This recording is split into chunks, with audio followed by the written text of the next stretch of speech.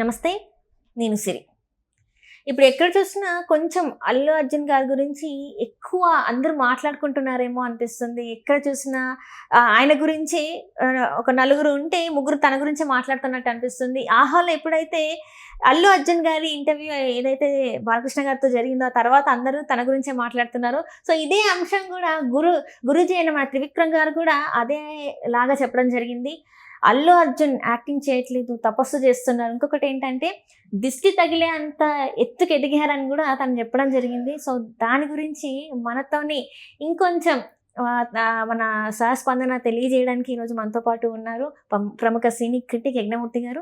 నమస్కారం సార్. నమస్తే సిరి. సార్, ఇప్పుడు చూస్తుంటే గురూజీ త్రివిక్రమ్ గారు కూడా అల్లు అర్జున్ గారి గురించి దిష్టి తగులుతుందేమో అంత ఎత్తుకు ఎదిగిపోయారు. అండ్ ఇంకొకటి ఏంటంటే యాక్టింగ్ చేయట్లేదు, నటించడం లేదు, తపస్సు చేస్తున్నారు అని చెప్పేసి మాట్లాడుతున్నారు. అంటే ఈ మాటల్ని అసలు మనం ఎట్లా చూడాలంటారు? అల్లు అర్జున్ సో గంగోత్రి అనే సినిమా నుంచి పుష్ప 1 దాకా అతని ప్రయాణం కనుక గమనిస్తే అతను చేసినటువంటి సినిమాల కథలు కానివ్వండి, అతను చేసినటువంటి పాత్రలు కానివ్వండి, ఆ వేరియేషన్స్ కానివ్వండి, అతను చేసిన ప్రయోగాలు కానివ్వండి, తనతో తనే చేసిన ప్రయోగాలు, తన శరీరాన్ని కష్టపెట్టుకున్నటువంటి విధానం, డ్యాన్సులు చేసేటప్పుడు కానీ, అలాగే ఫిజిక్ మెయింటైన్ చేసేటప్పుడు కానీ, అంటే తెలుగులోనే 6 ప్యాక్ చేసినటువంటి మొట్టమొదటి హీరోగా అతను దేశముద్రతోటి గుర్తింపు పొందాడు. సో ఆ తర్వాత అతను చేసినటువంటి ప్రయోగాలు కొన్ని, ఇప్పుడు గుణశేఖర్ తీసినటువంటి రుద్రమదేవి అనే సినిమాలో ఒక క్యారెక్టర్గా చేశాడు. క్రిష్ డైరెక్ట్ చేసినటువంటి వేదంలో ఒక క్యారెక్టర్ చేశాడు. అక్కడ అతను హీరో కాదు, ఒక క్యారెక్టర్. సో అలాంటి వాటికి కూడా అతను వెనుదీయలేదు.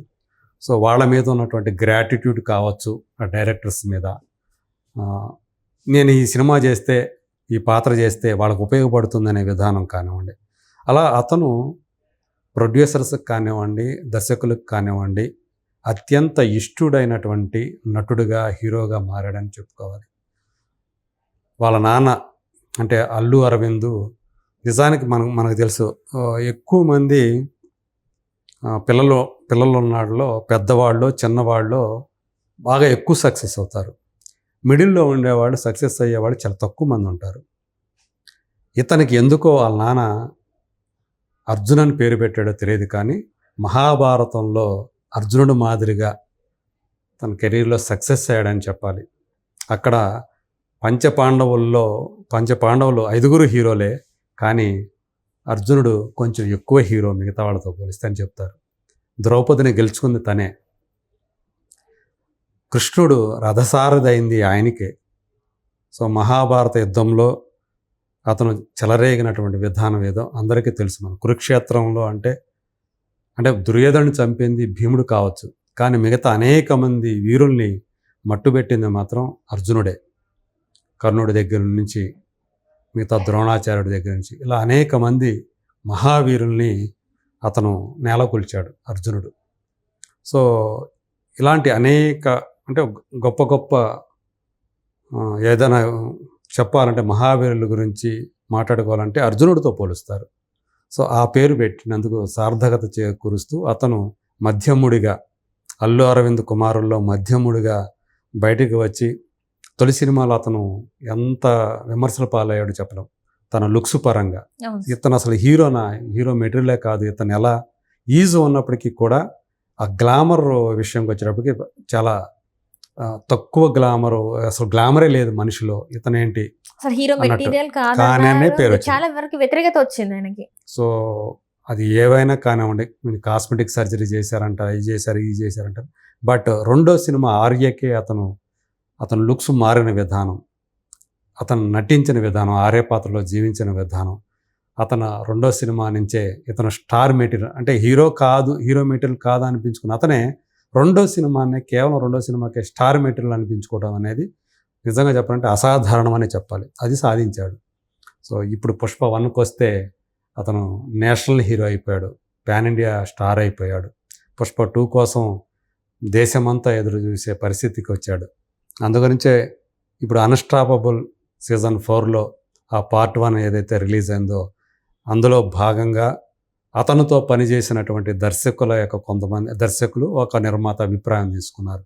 ఆ వీడియోస్ వారు ప్రసారం చేశారు. దాంట్లో భాగంగా అందులో రాఘవేంద్రరావు గారు గంగోత్రి తోటి అల్లు అర్జున్ని హీరోగా పరిచయం చేశాడు. కానీ అంతకంటే మించి అది ఆయనకి 100వ సినిమా దర్శకుడుగా. సాధారణంగా ఏ పెద్ద స్టార్తోనో చేయాలి కదా అతను 100వ సినిమాని. కానీ ఒక బడ్డింగ్ స్టార్ని, గ్లామర్ లేనటువంటి ఒక కుర్రోడ్ని హీరోగా పెట్టి గంగోత్రి అనే సినిమా తీసి విజయం సాధించాడు. ఆయన తన అభిప్రాయాలు అంటే తను ఎదిగిన విధానం చెప్పాలంటే తన బేబీ అని చెప్పాలి. అల్లు అర్జున్ చేతుల్లో నుంచి వచ్చినట్టు ఒక బేబీ అని చెప్పాలి సినిమా కెరీర్ పరంగా. మొదటి అడుగు నుంచి ఈ క్షణం దాకా ఆయన వేసిన అడుగులు రాఘవేంద్ర గారు చూస్తూ వచ్చారు. ఆయన చాలా గొప్పగా చెప్పారనమాట. తను ఎదిగిన విధానం చూస్తే చాలా ముచ్చటగా అనిపిస్తుందని చెప్పారు. అలాగే గుణశేఖర్ తను హిట్ ఏం చేయలే. తను హీరోగా వరుడు అని ఒక సినిమా చేశారు. అది డిజాస్టర్ అయింది. కానీ నటుడిగా అతను ఫెయిల్ కాలేదు. దర్శకుడిగా నేను ఫెయిల్ అయ్యాను. కానీ అతను సపోర్ట్ చేసిన విధానం, ఆ ఫెయిల్యూర్ వస్తే మళ్ళీ ఆ దర్శకుడు దగ్గరికి ఎవరు వెళ్ళరు. కానీ నేను రుద్రమదేవి చేస్తూ ఉంటే గోన గన్నారెడ్డి క్యారెక్టర్ ఎవరు చేస్తారా అంటే కొంతమంది అడిగాను, వాళ్ళు ఎవరు ముందుకు రాలేదు. సో దాని ఒక క్యారెక్టర్ తను హీరో కాకపోయినా ఆ క్యారెక్టర్ చేసి తన గొప్ప మనసు చాటుకున్నాడు. సో హ్యాట్స్ ఆఫ్ అని చెప్పేసి గుణశేఖర్ అతను మెచ్చుకున్నాడు. దిల్ రాజు, సో ఆర్య ఆ సినిమా తనకి 2వ సినిమా, ఎవరికి అల్లు అర్జున్కి. దిల్ రాజుకి కూడా 2వ సినిమా నిర్మాతగా. సో సుకుమార్కి ఫస్ట్ ఫిల్మ్ డైరెక్టర్గా. ఈ కాంబినేషన్ అప్పుడు వచ్చింది. సో అతను కూడా అంటే అల్లు అర్జున్ ఎలా ఎదుగుతూ వచ్చాడో తను కూడా దిల్ రాజు నిర్మాతగా ఎదుగుతూ వచ్చాడని చెప్పాలి. సో ప్యారలల్గా 2, ఆయన ఒక స్టార్ ప్రొడ్యూసర్ అయ్యారు, ఇతను ఒక స్టార్ హీరో అయిపోయాడు. ఇవాళ సుకుమారు పెద్ద స్టార్ అయిపోయాడు, స్టార్ డైరెక్టర్ అయిపోయాడు. ఇలా ముగ్గురు కూడా ఆ సినిమాతో ఎదుగుతూ వచ్చారు. అవన్నీ కూడా దిల్ రాజు పంచుకున్నాడు. ఇంకా గురూజీ, త్రివిక్రమ్. సో వాళ్ళు చేసింది అల్లు అర్జున్ త్రివిక్రమ్ కాంబినేషన్లో వచ్చింది 3 సినిమాలు. జులాయితో మొదలైంది, పెద్ద హిట్. సన్ ఆఫ్ సత్యమూర్తి వచ్చింది, పర్వాలేదు, ఒక మాదిరి హిట్. అంటే జులాయి లాంటి హిట్ కాలేదు. కానీ 3వ సినిమా హ్యాట్రిక్ హిట్ వచ్చింది, అలవైకుంఠపురంలో. సో అది ఒక బిగ్గెస్ట్ గ్రాసర్గా ఆ టైంలో, అంటే అల్లు అర్జున్ కెరీర్లో బిగ్గెస్ట్ గ్రాసర్ ఆ టైంకి. అలాగే త్రివిక్రమ్కి కూడా. సో అలా వాళ్ళది హిట్ కాంబినేషన్గా పెరుగుతుంది. అందుగురించి ఇప్పుడు అతను త్రివిక్రమ్ చెప్పిన మాటలు ఈరోజు దిష్టి తగిలేంత పెద్ద స్టార్ అయిపోయాడు, గొప్పోడైపోయాడు అల్లు అర్జున్. అలాగే ఇవాళ అతను నేను నటిస్తున్నాడని అనుకోవాలి, అదే నటనని నేను అన్నాను. అతను తపస్సు చేస్తున్నాడు. నాకు తెలిసి 4 ఏళ్ల నుంచి అతను ఈ తపస్సు చేస్తున్నాడు అని చెప్పేసి. అంటే పుష్ప గురించే అతను ప్రస్తావించాడని చెప్పాలి.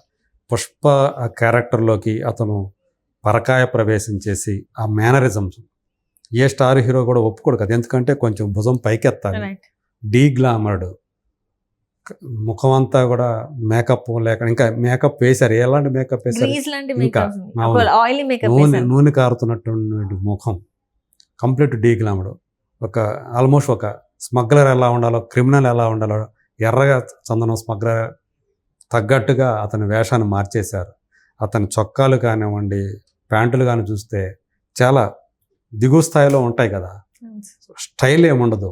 సో అంత డీగ్లామర్డ్ క్యారెక్టర్ చేసి అంత గొప్ప పేరు సంపాదించుకుంటే చిన్న విషయం కాదు. అందుకని ఈరోజు పుష్ప 2 కోసం ఈ విధంగా ఎదురు చూస్తుంది. అతను తపస్సు చేస్తున్నాడు. ఖచ్చితంగా రేపు అందరం కూడా గర్వించదగ్గ గొప్ప అంతర్జాతీయ స్థాయికి ఎదుగుతాడు. మమ్మల్ని నాలాంటి డైరెక్టర్ని తను ఆ వేదికల వద్దకు తనే తీసుకోవాలని కోరుకుంటున్నాను అని చెప్పేసి అతను త్రివిక్రమ్ చెప్పిన మాటలు ఏవైతే ఉన్నాయో, అది అల్లు అర్జున్ అతన్ని ఏమాత్రం ఎవరూ కూడా తక్కువ అంచనా వేయడానికి వీల్లేదు అని చెప్పి తన 2వ సినిమా నుంచే నిరూపించినటువంటి నటుడు. తను ఎన్ని రకాల పాత్రలు చేశాడు. ఆర్య చేశాడు. ఆర్య 2లో అది సంభవం. అప్పుడు ఏంటంటే మనకి ఇక్కడ తెలంగాణ ఉద్యమం తీవ్రంగా ఉన్న టైంలో రిలీజ్ అయింది. ఆంధ్రాలో హిట్ అయింది, కానీ తెలంగాణ ఫ్లాప్ అయింది. ఎందుకంటే థియేటర్ లేవు, ఇక్కడ మూతపడిపోయింది. ఆ సినిమా రిలీజ్ అయిన 2-3 రోజులకే థియేటర్ మూతపడిపోయింది. అందువల్ల ఇక్కడ అది ఫ్లాప్ అయ్యింది. లేకపోతే అదర్వైజ్ ఇంకా పెద్ద హిట్ అవ్వాల్సినటువంటి సినిమా.